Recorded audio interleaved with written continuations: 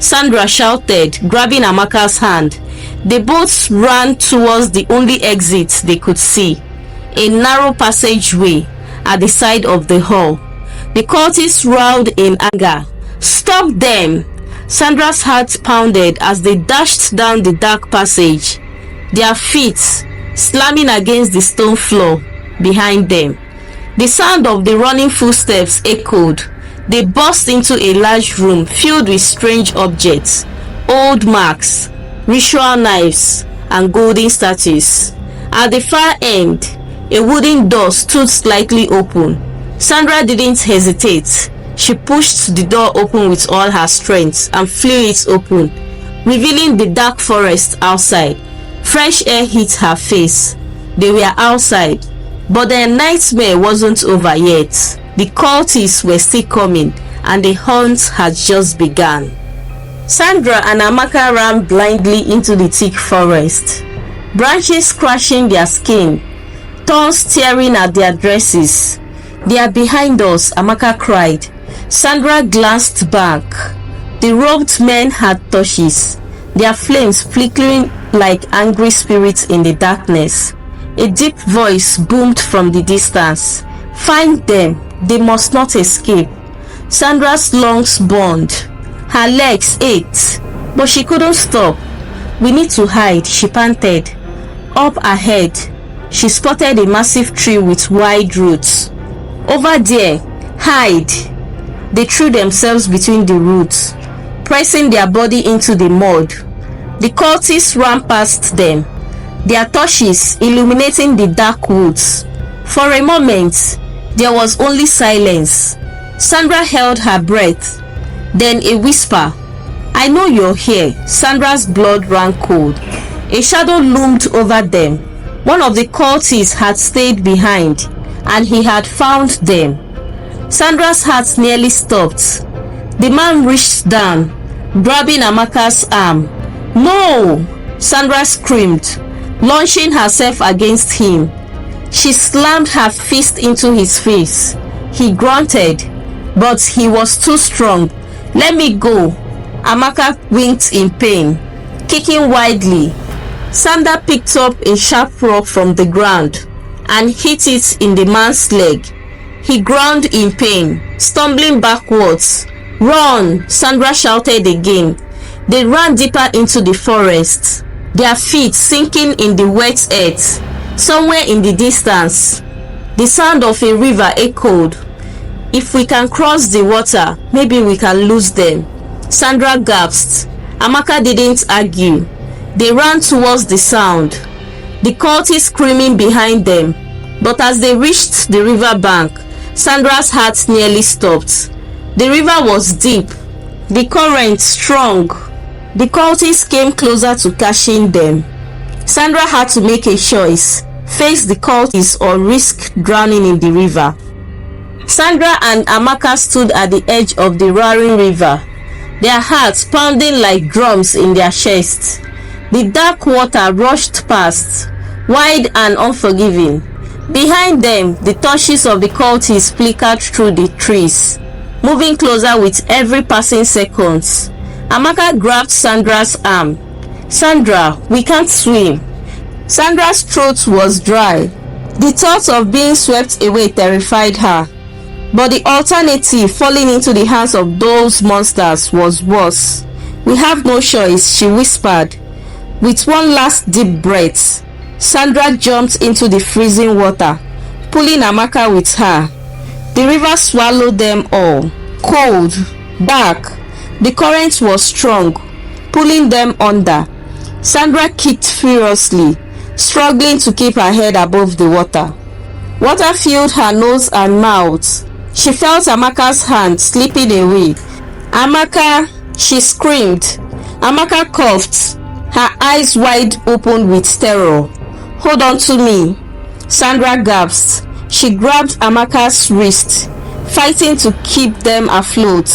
The cultists reached the river bank, their torches illuminating the water. There they are," one of them shouted. A loud bang echoed through the forest. A bullet tore through the water, just inches from Sandra's head. "They are shooting at us," Amaka cried. Another gunshot rang out. Sandra took a deep breath and let the river take them. The water spun them, dragged them, tossed them like rag dolls. Sandra fought to hold on to Amaka, but the current was too strong, and they were swept away by the river. As Sandra opened her eyes, she found herself at the river bank. Drenched with water and shivering, she felt a sharp pain in her head. The distant sound of birds singing, the scent of damp earth. The clothes she was wearing was torn, and her body was covered in bruises. "Amaka," she managed to call out. She turned her head, and her breath caught. Amaka lay a few feet away from her. Her body was motionless. Sandra crawled to her, shaking her violently. "Amaka, wake up." For a moment, nothing. Then, a sharp intake of breath. Amaka coughed, spitting out river water. Sandra nearly sobbed in relief. "You are alive," Amaka groaned, her eyes half closed. "I feel like I got hit by a trailer." Sandra let out a weak laugh, but their relief was short-lived. They were still in danger. They sat up, scanning their surroundings. The river had carried them far from the cultists, but they were deep in unfamiliar territory. The forest stretched endlessly around them, thick and wide. Sandra's stomach twisted. "How would we escape?" she asked. The sun was beginning to set when they stumbled upon the village. It was a small but a handful of mud huts with thatched roof. Smoke filled the air, but the place felt very quiet. Sandra hesitated. Something didn't feel right.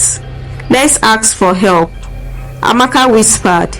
Sandra swallowed her unease and approached the nearest hut. She knocked lightly. No answer. She knocked again. "Hello? Please, we need help."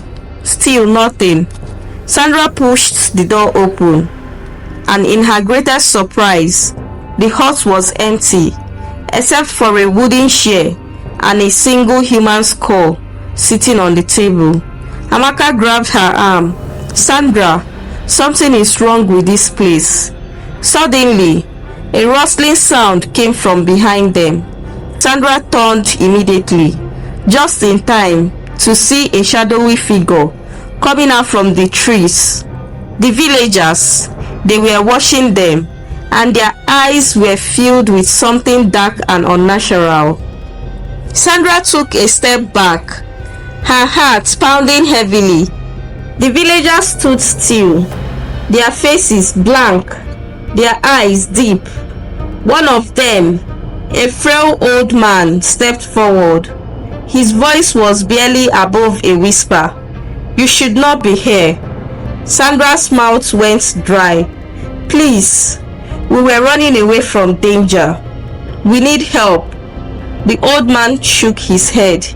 "You escaped from the house of the chosen, didn't you?" Sandra's blood turned cold. You know about them?" The old man's gaze darkened. "We all do." Another villager, a woman with deep scars on her arms, spoke. "No one escapes. If they are hunting you, you are already dead." Amaka clutched Sandra's arm. "Sandra, let's go." But before they could move, a deep horn sounded from the distance. The villagers froze. Sandra felt a sharp pang of terror. The cultists had found them. The villagers scattered in chaos. Some villagers ran, others grabbed weapons, old machetes, wooden staffs, but their faces were filled with resignation. "They are coming," the old man whispered. Sandra grabbed Amaka's hand. "We need to hide." Before they could move, torchlights shined in the distance. Dark figures emerged from the forest, their eyes glowing in the dim light. Chief Otumba stepped forward, a cruel smile on his lips. Do you really think you could escape? Sandra's body trembled. Stay away from us, Otumba sighed. You still don't understand, do you? He raised a hand. The villagers turned on them. Amaka screamed as hands grabbed her, dragging her towards the cultists. Sandra kicked and fought, but they were surrounded. Otumba leaned close, whispering in her ears, the gods must be fed.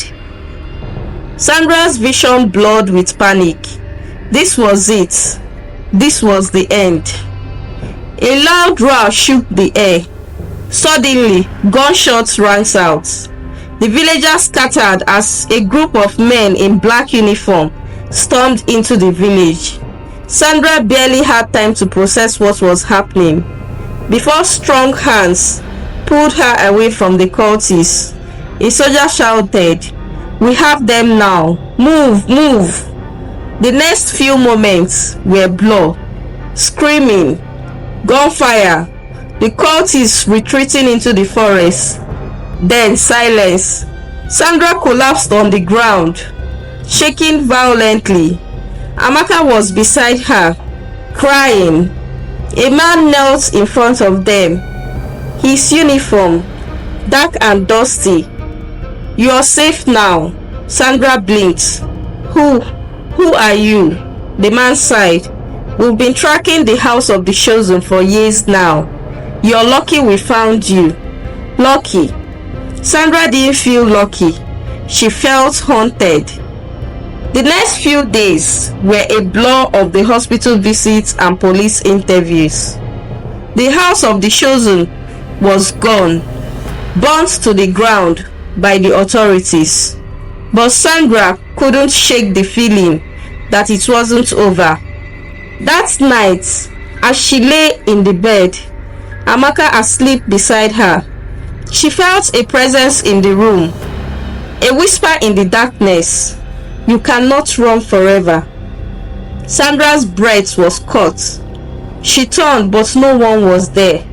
Chief Otumba and his accomplices were all arrested. Weeks later, Sandra and Amaka left Lagos. The city was no longer safe for them. They had wanted wealth, luxury, and an easy life. But now, they knew the truth. Nothing in the world comes for free, and some prices are paid in blood.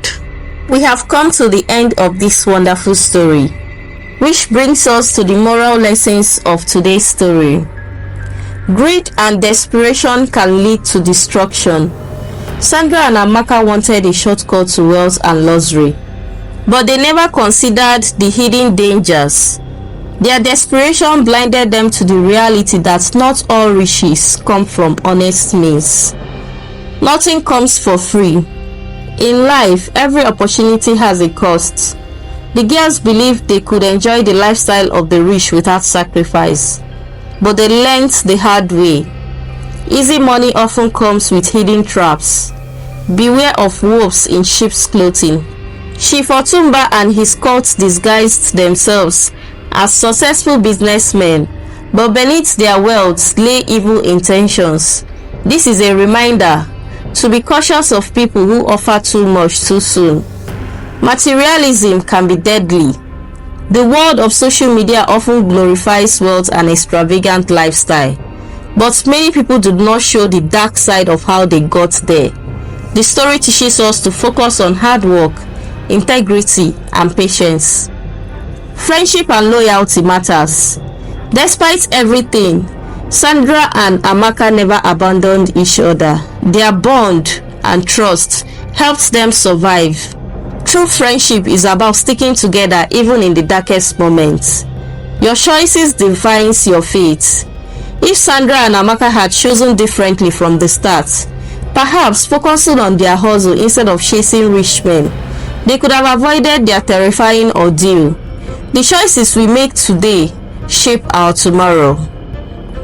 If you were in Sandra and Amaka's shoes, what would you have done differently?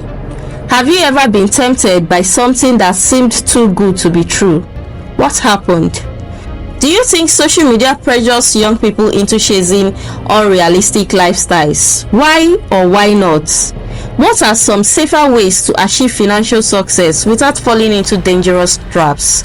If you could give Sandra and Amaka one advice at the start of the story, what would you say? Hey lovelies! Thank you for sticking with me till the very end of this story. I want you to share your thoughts in the comment section. And don't forget to subscribe to my channel at African Storytales by Abby.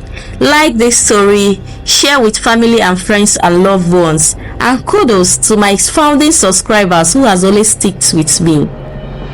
I remain your favorite storyteller, African Storytales by Abby. Don't forget to turn on your notifications and stay tuned for another amazing story coming your way. Bye.